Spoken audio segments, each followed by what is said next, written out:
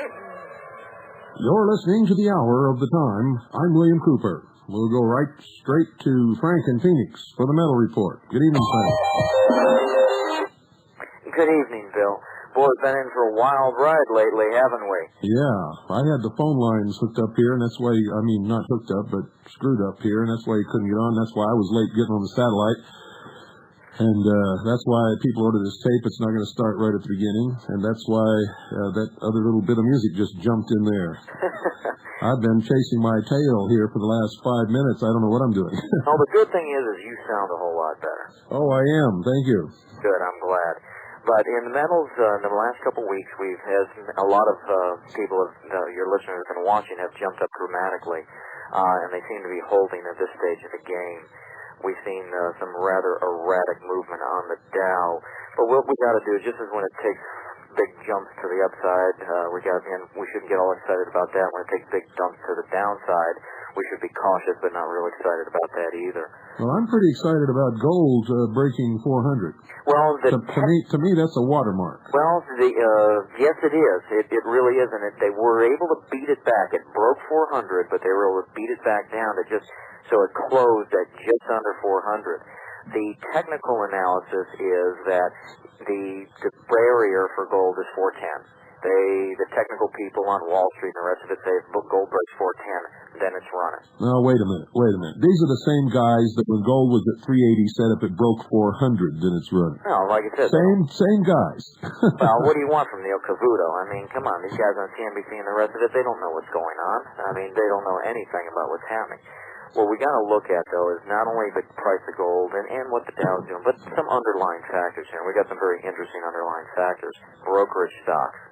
The people in the know, they're going to be brokerage houses, right? What have they been doing? Laying off brokers, not by the hundreds, but by the thousands. They've been laying off brokers.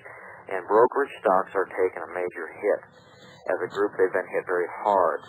The other thing is even though the Dow appears to be holding or doing well, some people think, it's no big deal, minor correction.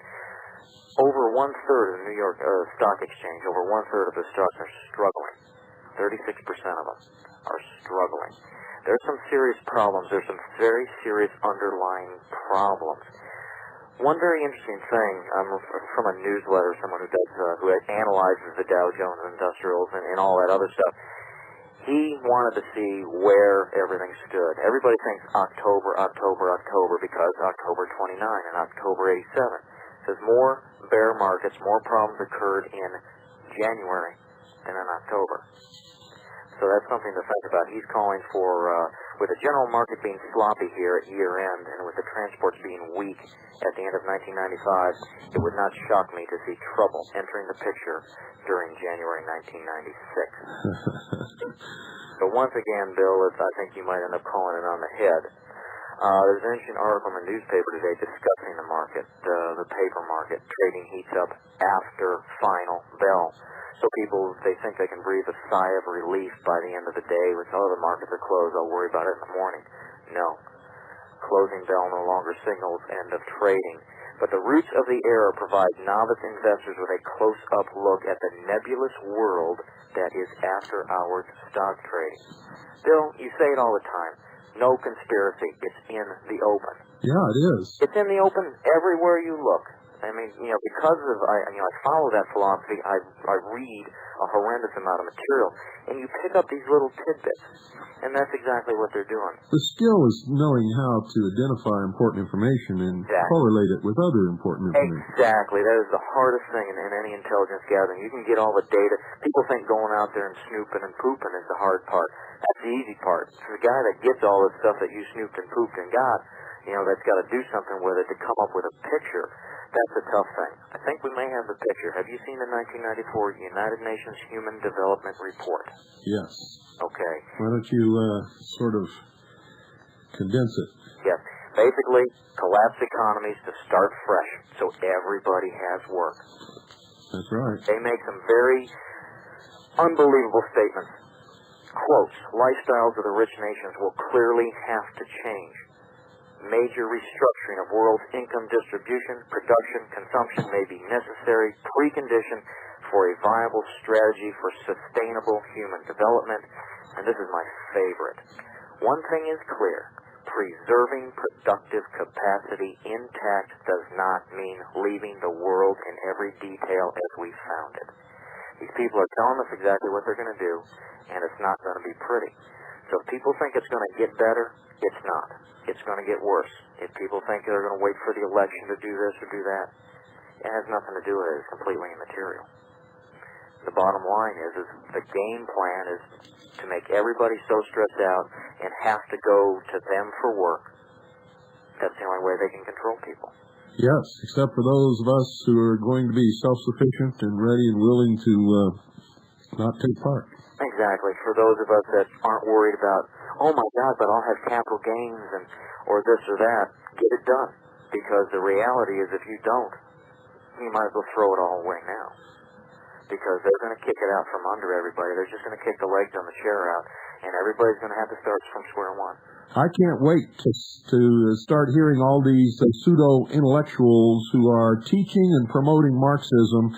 I can't wait to see their reaction when they find out they're going to be the first ones that get the X when all this happens. It'll be rather, unbelieving.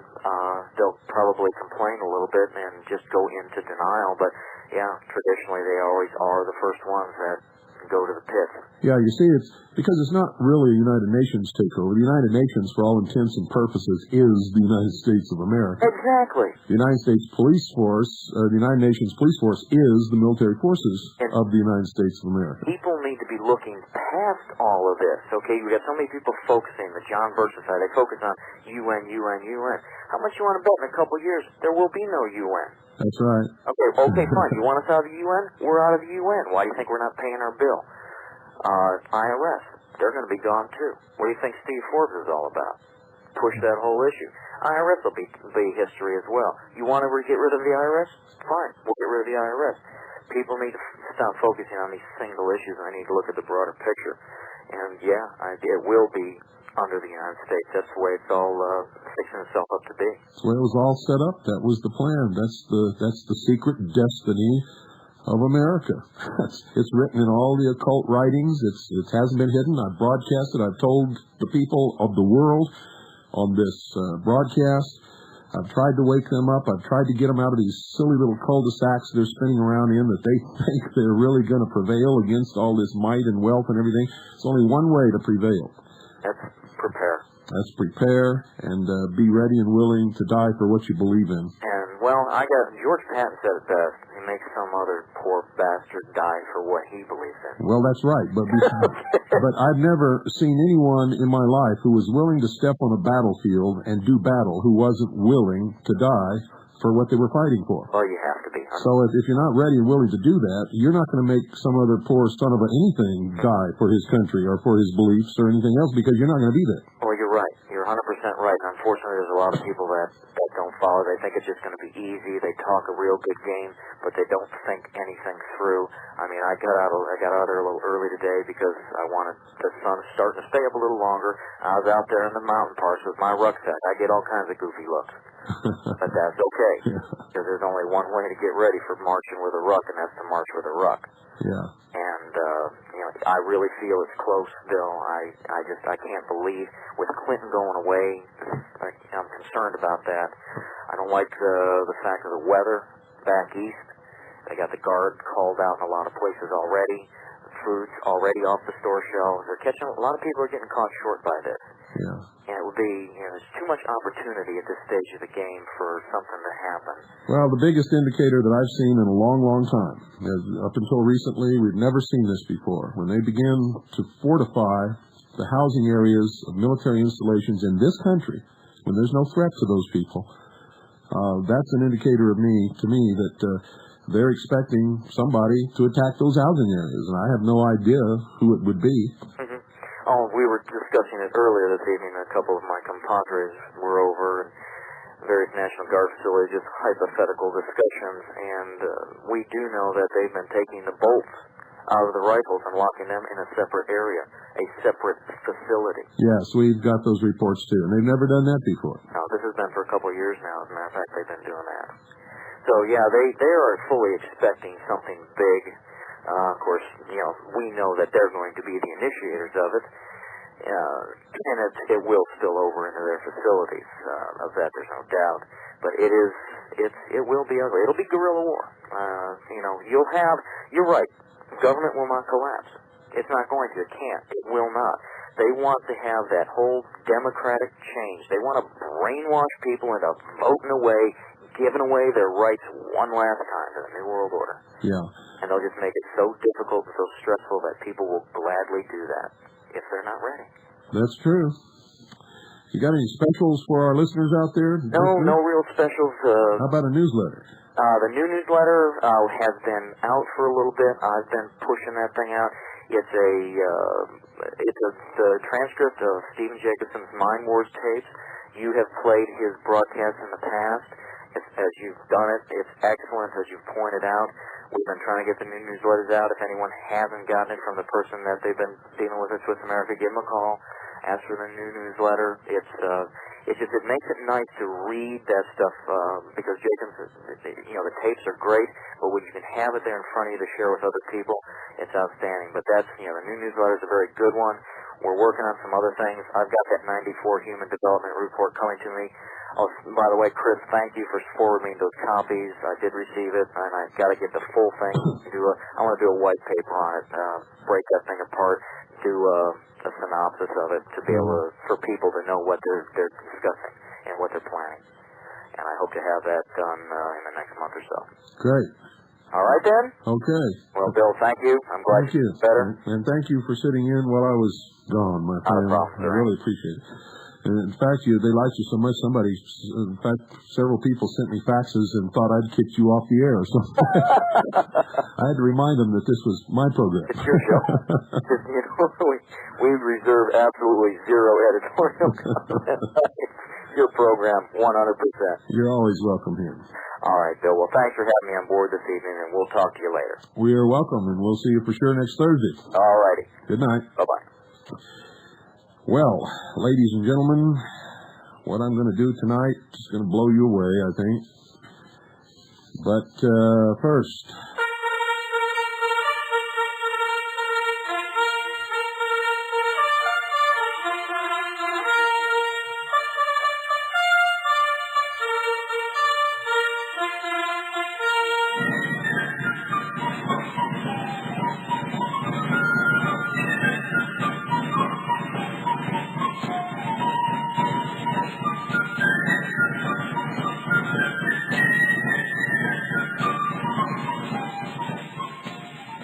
Continental Army of the Republic, the Second Continental Army of the Republic, is looking for a lot of good men, leaders.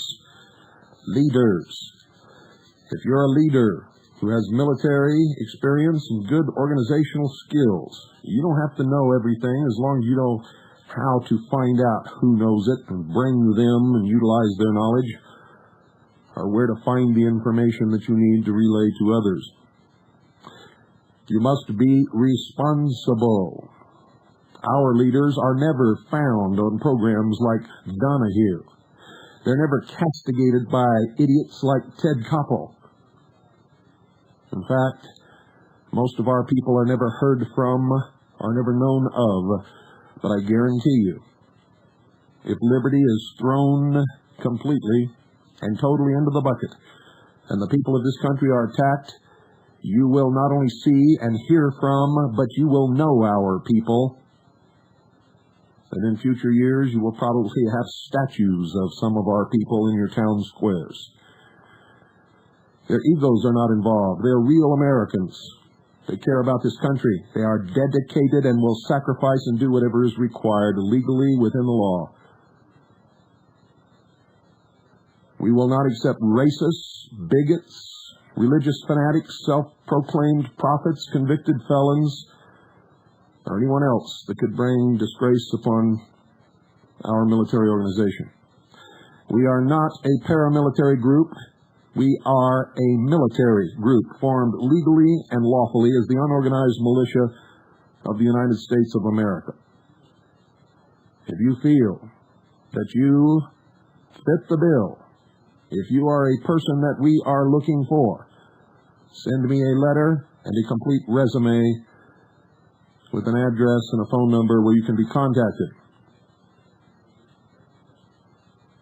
Your letter will be reviewed. They will be screened by me, and the ones that I feel are the best of the lot will be forwarded to the command staff, and you will be contacted.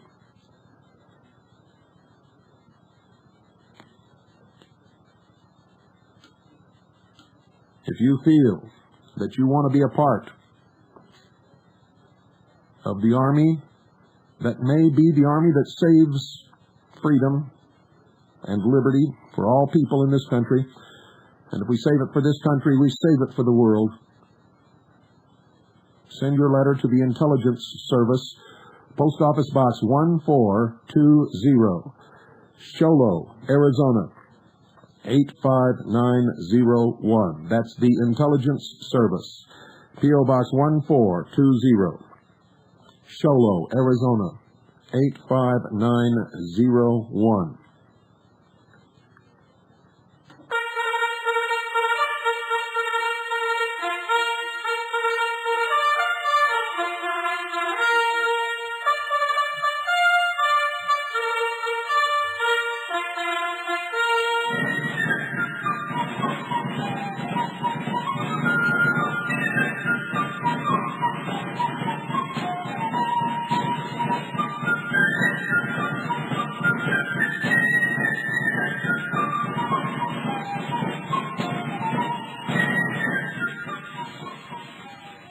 Ladies and gentlemen, our investigation into the Oklahoma City bombing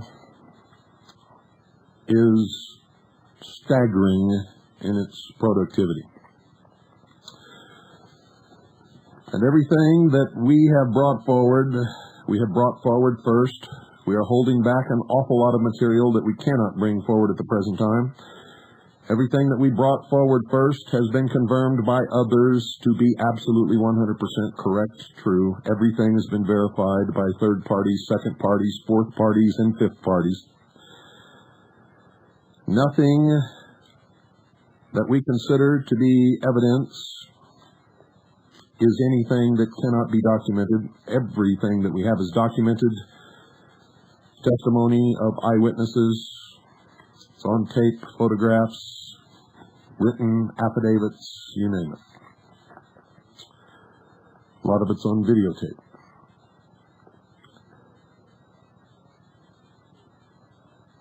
I ask the commanding officer of the Oklahoma Station, Major Michele Moore, to write a book on the investigation. She didn't want to at first, and resisted mightily, I must tell you. And finally, I issued her a direct order to write that book, and she is in the process of doing it. It's about half finished, and tonight I'm going to read you some of that book. In fact, I may continue with it for several days. It's going to be either a very thick book or 2 volumes. I can assure you of that based upon what has already been written on the information that we have already collected, both by our Oklahoma people and by all of our people, and information that we have collected, analyzed, and relayed from the Intelligence Service headquarters. So, pay close attention, ladies and gentlemen, and then you'll get some idea of the quality of the personnel and of the work that we do in the Intelligence Service of the 2nd Continental Army of the Republic.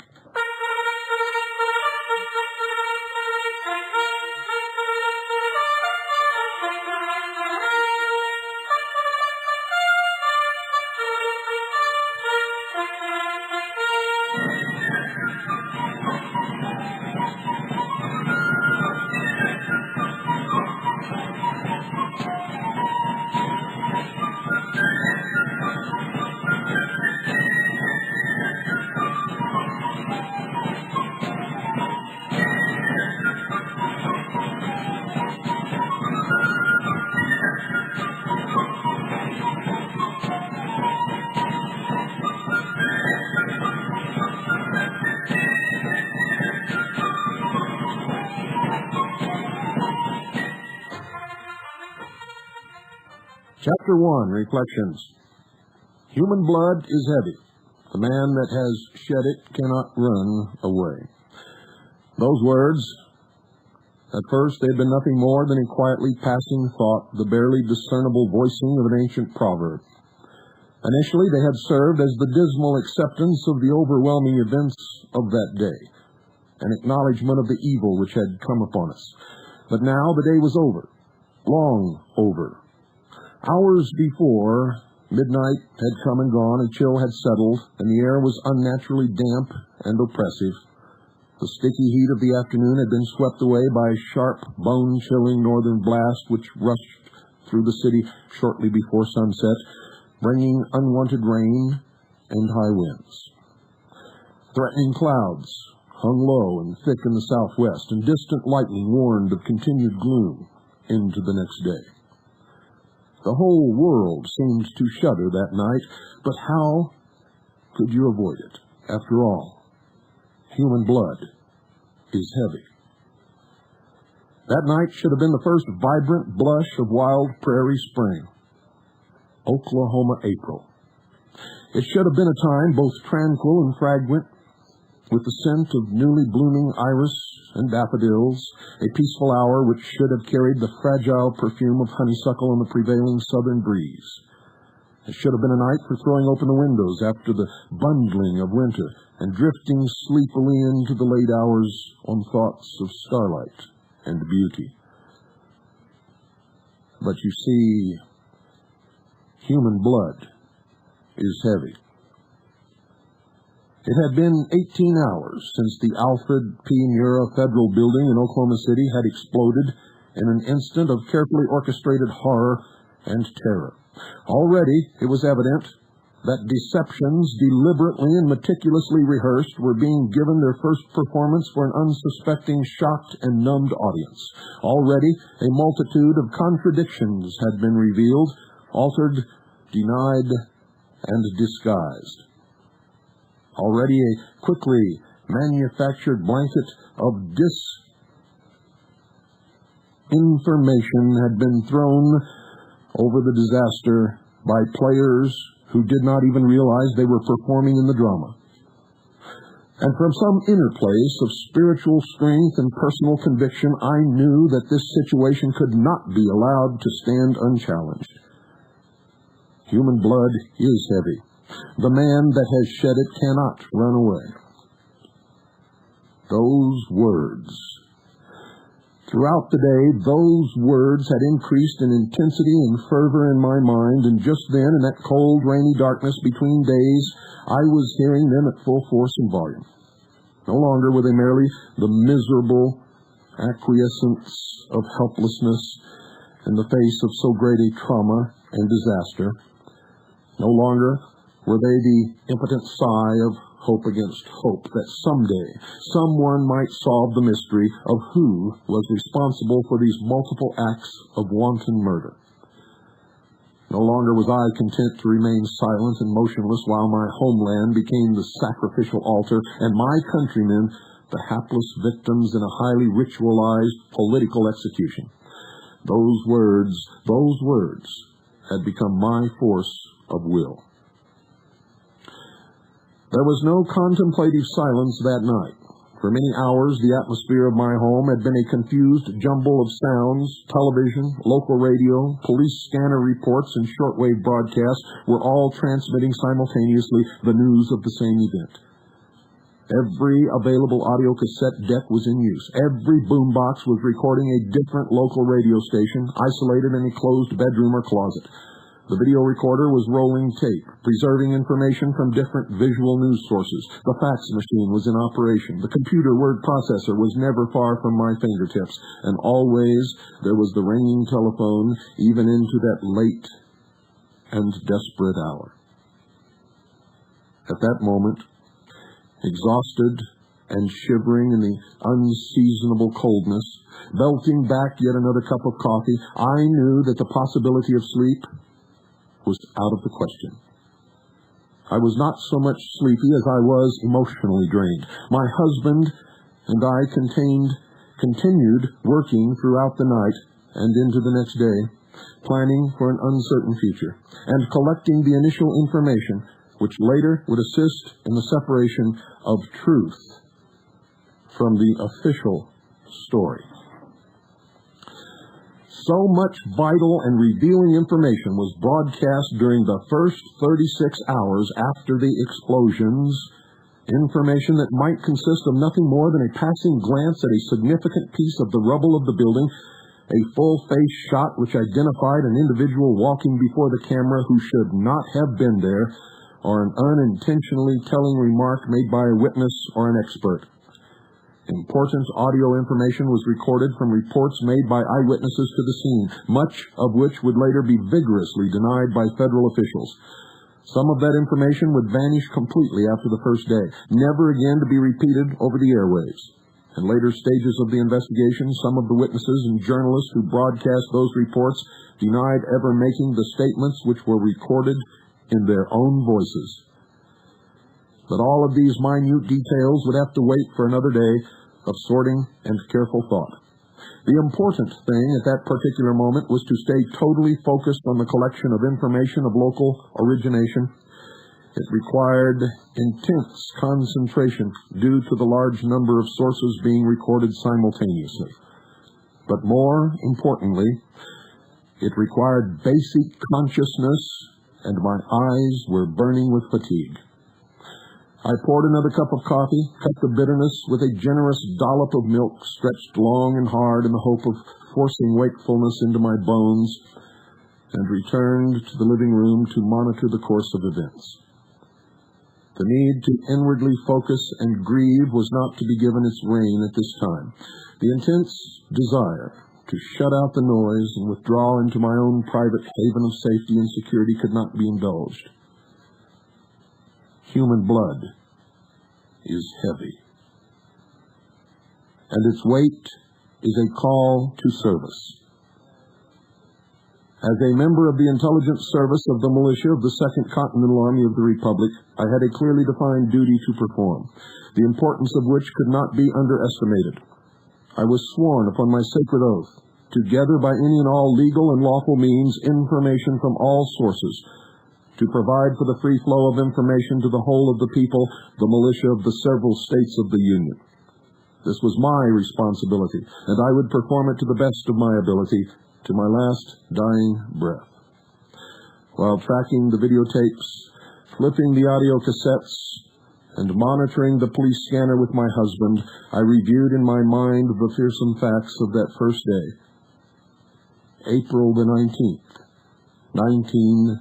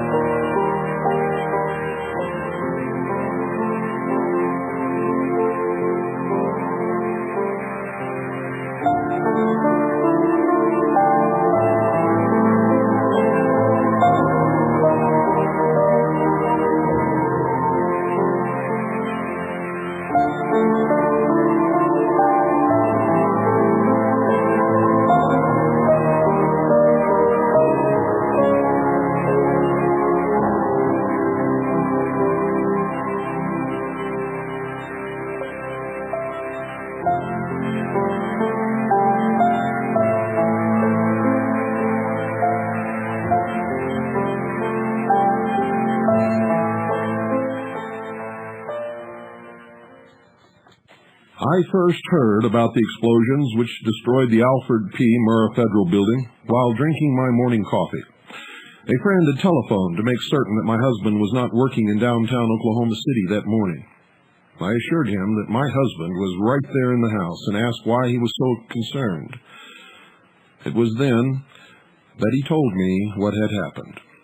Finding himself unable to adequately describe what had occurred or to answer the barrage of questions I asked about the situation, he finally, with exasperation, told me to turn on the television for full coverage of the disaster.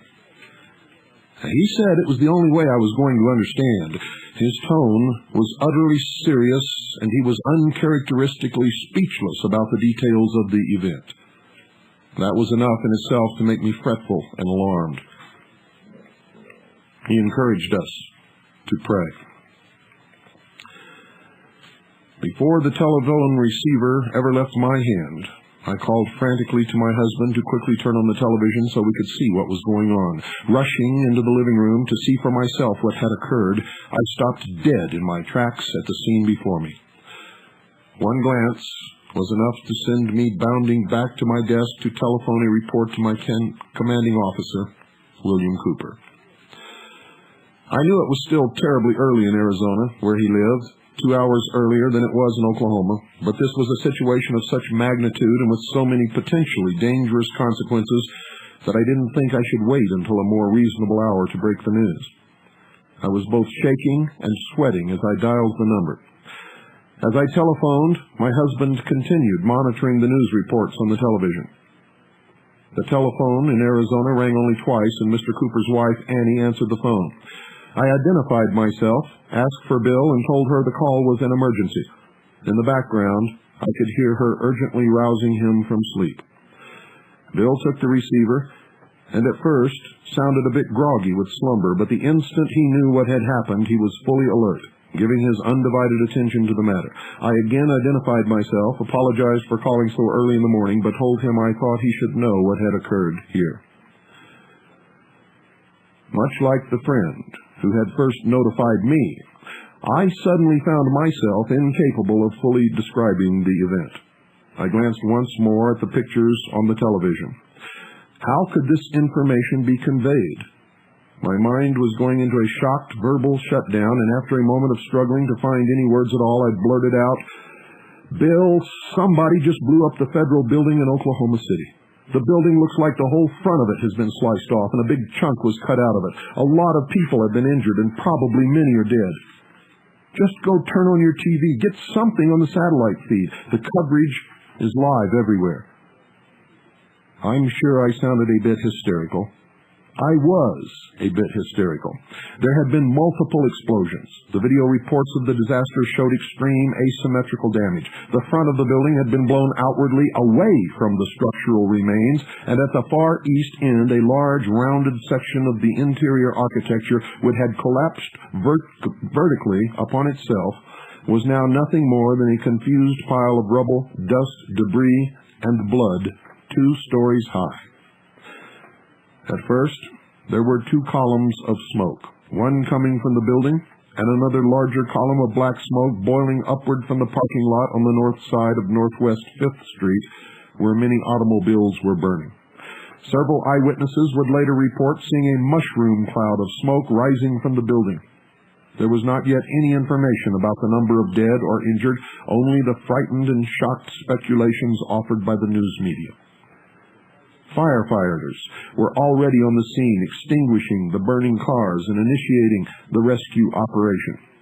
The streets were filling with the dazed and bloodied walking wounded, staggering out of the rubble of federal building and the wreckage of other damaged buildings in the area. Friends and relatives of government and civilian workers in the Miro building came running from their offices nearby. Some were crying hysterically, searching for their loved ones. Others rushed into the dangerously unstable remains of the building and began extracting the wounded from the shattered concrete and twisted metal. Mothers, weeping and screaming for their children buried inside the federal building daycare center, were clawing at law enforcement officers who held them back from the dangerous wreckage. Medical personnel began pouring into the area, and many unnamed civilian heroes joined with the medical police and fire rescue workers to save as many of those still living as was humanly possible. The scene on television was graphically tragic and violent, dreadful and compelling. It was very painful to watch, yet it was impossible to look away. All of this information was streaming into my living room as I made my sketchy report to Mr. Cooper. At that moment, there was nothing conclusive which could be relayed other than that the Alfred P. Murrah Federal Building in Oklahoma City was quite simply gone. The Alfred P. Murrah Federal Building, located at 200 Northwest 5th Street, was originally called the GSA Building and was later named for a circuit court judge of distinguished reputation. Alfred Paul Murrah had been born in Johnston County, Oklahoma, on October 27, 1904, the son of George Washington and Nora Simmons Murrah. Alfred received his LL.B. from the University of Oklahoma in 1927. He became a member of the Oklahoma Bar in 1928 and married Agnes Millam on June 29, 1930. Together, they had 3 children, Ann, Paul, and Sue. During the 1930s, Alfred Murrah was active in Democratic Party politics and helped coordinate the Young Democrats organization. With his school buddies, Luther Bohannon and Roy Savage, known together as the Rover Boys, Murrah helped engineer the triumphal 1936 United States Senate campaign of Joshua Bryan Lee, Murrah's former speech professor at the University of Oklahoma. From 1937 to 1940, Murrah served as a U.S. District Court judge, and in 1940 became a judge for the U.S. Circuit Court of Appeals, 10th Judicial Circuit, where he served for many years. Later as chief judge. Murrah earned his LL.D. from Oklahoma City University in 1954. In 1947, as one of a 3-judge panel ruling on an appeals case, Murrah helped open the doors of Oklahoma University to black students when he ordered that George W. McLaurin, whose law school application had been denied solely on the basis of race, be allowed to attend classes at the Oklahoma University College of Law. Always active in civil rights cases, Murrah found himself again working with his longtime school friend, Luther Bohannon, who had become a federal judge in his own right. When the school busing issue came before the courts, it was Judge Bohannon's ruling which changed Oklahoma City public schools from the neighborhood concept and brought about the policy of busing students to achieve integration and racial balance, a decision which remained controversial for decades. Alfred P. Murrah, a Methodist, served as a trustee for Southern Methodist University in Texas, and in 1954 received the Distinguished Service Citation from Oklahoma City University and the Hetham W. Summers Award. In his later years, Murrah served as the executive director of the Administration Office of the Federal Judicial Center in Oklahoma City. Alfred Paul Murrah was a member of the American Bar Association, the Oklahoma Bar Association, the Order of the Coif, Lambda Chi, Phi Alpha Delta, and was a 32nd degree Freemason of the Southern jurisdiction of the Scottish Rite. Murrah passed away in 1975 and is buried in the northwest corner of the Fairlawn Cemetery, located at 2700 North Chartel in Oklahoma City. The building, which was to eventually bear Murrah's name, had been designed under the direction of James Loftus and had been a joint architectural venture between 2 firms, Shaw Associates and Locke, Wright and Foster. The structural engineer was Ed Kirkpatrick. The building was designed in the late 1960s and early 70s, and the groundbreaking ceremony had occurred in 1974. The construction had taken 18 months to complete. The Murrah building was built at a cost of $13.2 million, and construction was completed in March of 1977. The building was dedicated in October 1977.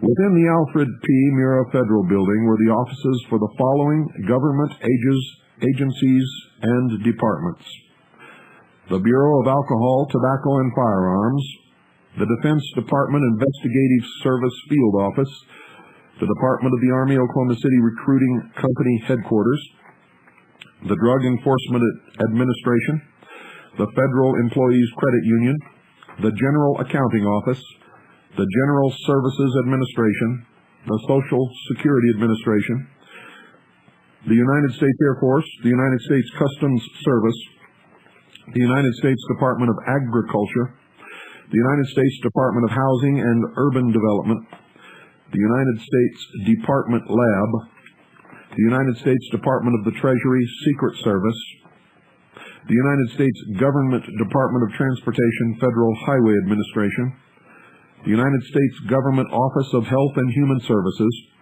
the United States Government Office of Personnel Management, the United States Labor Department, Bureau of Apprenticeship and Training, the United States Marine Corps Recruiting Station and Officer Selection Office, the United States Small Business Administration, the Veterans Administration, the offices of several federal judges, and Americans Kids Daycare Center. Although the Mira Federal Building was described by the media as a 9-story structure, it actually had 13 stories, 4 of which were underground and included several levels of underground parking. According to James Loftus, head of the building's design team, 2/3 of the square footage of the building was underground.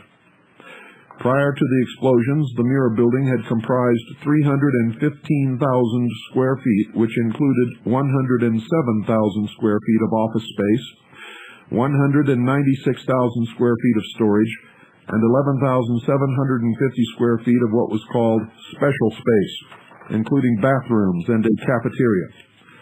Originally, the underground parking garage had been built with a 10,000-gallon gasoline reservoir and pump, but fortunately the reservoir had since been filled with sand. Following the explosions, all that remained of the exterior, above-ground structure were the shattered east, south, and west walls. The north wall, a curtain wall constructed primarily of steel, reinforced concrete, glass, and aluminum, had been blown 50 yards away from the federal building to the north across Northwest 5th Street. There it had crashed into the south side edifice of and left a huge hole several stories tall in the Journal-Record building. The flying rubble then became a mangled heap piled along the sidewalk and parking lot. The Journal-Record building had been constructed in 1923 by the Masonic Temple Building Association of Oklahoma, Lodge Number 36, and for 14 years its auditorium played host to many illustrious entertainers. The Masons and the India Temple Shrine used the new Masonic Temple as their principal place of business for 7 years until 1930, when both organizations moved to other locations.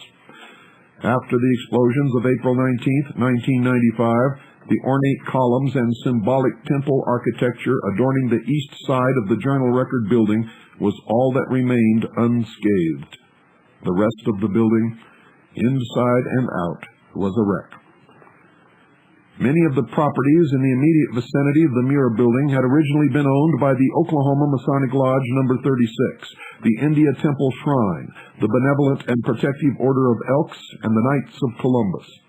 These 4 organizations had, for almost 50 years following the Oklahoma Land Run of 1889, leased, borrowed, bought, and traded the properties among themselves. Most of those fraternal organizations lost their downtown property holdings during the Great Depression of the 1930s. These properties included land on which would eventually be built the Myriad Convention Center, the Bank First Building, the Wright Building, the Kerr-McGee Complex, the Colcord Building, the Internal Revenue Service Office Complex, the Federal Courthouse Building, the Oklahoma Natural Gas Building, the Oklahoma City Hall, the Manny Building, the YMCA Parking Annex, Liberty Bank Tower, Trigen of Oklahoma, the White Temple, the Journal-Record Building, and, of course, the Mira Building. In November 1995, as federal prosecutors were preparing the Oklahoma City bombing case, it was discovered that the Mira building had been built upon a piece of property known as Block 39. Much mystery still surrounds the property, and as of this writing, the issue has not yet been resolved. It seems that the Mira building itself was owned by the federal government. However, there was no documentation in any of the real estate records which indicated that the government had ever taken possession of the land upon which the building stood. In the absence of that vital possession document, it was ruled that both the federal and local governments had concurrent jurisdiction in the case against the man accused of the bombing, and thus murder charges could be brought against the suspects at every court level. Investigations later revealed that the Masons had bought back the property on which the Journal Record building stood, and they also have bought the land beneath the Mira building. Thus, that organization received a very large portion of the $39 million in government relief and rebuilding funds. Across the street from the Journal Record building, the whole of the Alfred P. Mira Federal Building was severely damaged. But the west end of the building was not as structurally devastated as the east end. The outer measurements of the Mira building were approximately 70 feet deep north to south by 200 feet long east to west. There were only 4 portions of the interior of the building which did not suffer support column collapse. A section at the west end which measured approximately 70 feet north to south by 40 feet east to west. This was the largest single interior area still standing. B, to the east of this, a middle section of the interior remained, measuring approximately 35 feet north to south by 60 feet east to west. A section of equal size, which comprised the entire north half of the building, had been blown outwardly away from the structure at this location. C. To the east of the middle section, a portion of the building, approximately 60 feet by 60 feet, had been gouged out of the structure, leaving only 10 feet of flooring material still attached to the south wall. And D. The very small southeast corner section remained standing, measuring approximately 50 feet north to south and 20 feet east to west. The interior of the building was completely and totally gutted. As I spoke to Mr. Cooper on the telephone the morning of April 19th, I could hear Oklahoma City Mayor Ron Norick, see Appendix B, on the television reporting to the media that there had been an estimated 590 workers and possibly another 400 citizens conducting morning business in the building at the time of the explosions. We were suddenly faced with the first speculation of the day, that there might have been almost 1,000 people in the Mira building when the explosions occurred. The information being reported was so horrific as to be unbelievable. This sort of event happened in places like Beirut, in Lima, in Bogota, or in New York City, anywhere but here. Like everyone else, I felt totally out of my element. This could not have happened in Oklahoma, in my state, in my city. I felt myself hovering near panic. Thousands of possible consequential scenarios were passing through my mind. It seemed to me a foregone conclusion that before the day was over, martial law would be declared. What would that mean in the practical reality of daily living? Having no information yet about possible suspects, but knowing that escalating terrorism and inner-city violence had long been used as a means of manipulating the political will of the American people, the immediate future looked very bleak indeed. I was uncertain as to what plan of action to take in response to the bombing, and that indecisiveness was having a paralyzing effect upon my thinking. Mr. Cooper calmly took matters in hand and brought some focus to the situation. I was instructed to try to find out what was going on. That sounded simple enough, and I thought my husband and I would be able to assemble some kind of a report on the situation before the day was through. I told Bill we would do our best and I would get back to him late in the afternoon. But as the day progressed, my husband and I discovered that it was going to be a far more complex assignment than we could have ever imagined. As Mr. Cooper and I conversed, my husband reported that former Oklahoma Congressman Dave McCurdy was speaking via telephone to KWTV Channel 9 News anchors Mitch Jelniker and Jennifer Reynolds. Although the bombing had just occurred, Mr. McCurdy was already certain that Islamic fundamentalists were the parties responsible for the tragedy. McCurdy stated that there was a false sense of security in the heartland, which made it more vulnerable to terrorist attack. He further remarked that a lax security environment existed in places like Oklahoma City and commented that terrorists operate more freely in that environment. Using his position as former chairman of the House Intelligence Committee as his foundation for expertise, McCurdy said he was aware that extreme radical supporters of terrorism in the Middle East had spoken to groups in Oklahoma City, and stated that he believed the Islamic fundamentalist involvement was a very real possibility. Having just impugned those of Middle Eastern descent specifically, and Muslims generally, without any evidence whatsoever of their participation in this disaster, McCurdy further speculated that the bombing could otherwise have been the work of some extreme right-wing militant anti-government group. His reasoning behind this opinion centered on the fact that Wednesday, April 19th, was the second anniversary of the government raid on the Branch Davidian complex in Waco, Texas. Dave McCurdy was not the only official personage offering public speculation and innuendo. U.S. Congresswoman Ileana Ross Lehtinen from Miami, Florida, told the press that she had notified the FBI of testimony which had occurred before her subcommittee in Washington. She stated that Stephen Emerson, who had produced the PBS documentary entitled Jihad in America, had described witnessing a meeting in Oklahoma City attended by 3,000 Islamic fundamentalists. According to Lehtinen's press conference, Emerson had testified that a militant Islamic leader based in Pakistan, Kamal Kelbawi, had addressed the group saying, quote, "O brothers, the Palestine cause is not a conflict of borders and land only. It is not even a conflict over human ideology and not over peace. Rather, it is an absolute clash of civilizations between truth and falsehood, between two conducts.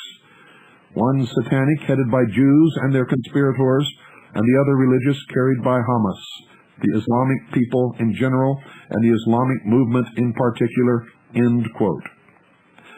Emerson's PBS special had aired on educational television in November of 1994.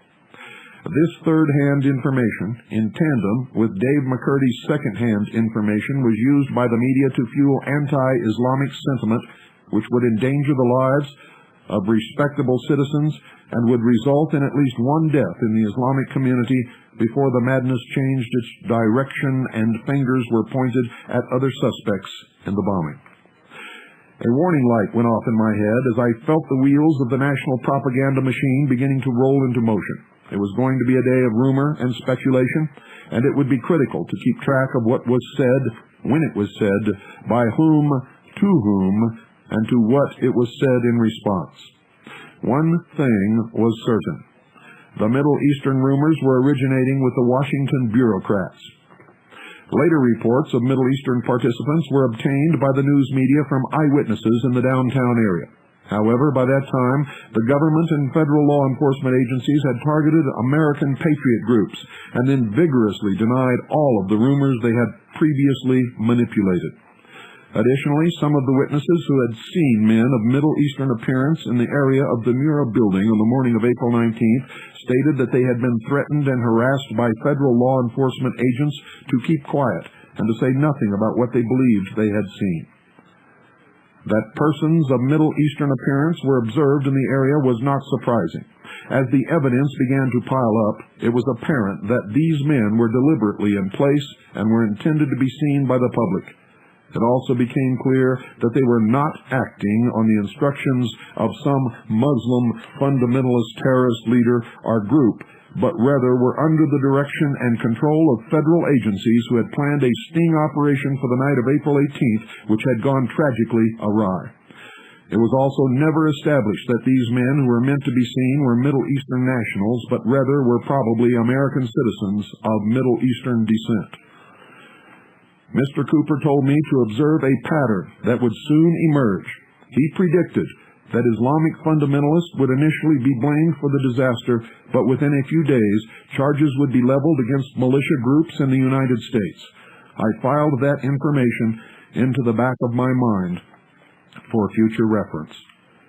It would be only 51 hours until Mr. Cooper's prediction came to pass, and by that time I fully understood how he could so accurately make that prediction. By then, the disinformation campaign was in full swing. By then, the evidence of a major cover-up by federal authorities was obvious and well documented to anyone who could break through the mass hypnotic hysteria. This hysteria was the result of a saturation attack on the public perpetrated by the national media and directed by the United States Department of Justice. It was going to be difficult, to say nothing of treacherous, to keep footing on firm, logical ground in the face of what occurred over the days which followed. Ladies and gentlemen, copies of this work and of all the evidence and the tapes, audio and video, and sworn affidavits have been distributed to key personnel within the intelligence service across the country. Any attempts to stop the publication of this material or to harm Major Michele Moore of the 2nd Continental Army of the Republic will not only be futile, but will be met with the most serious resistance that you can possibly imagine. Good night, and God bless you all.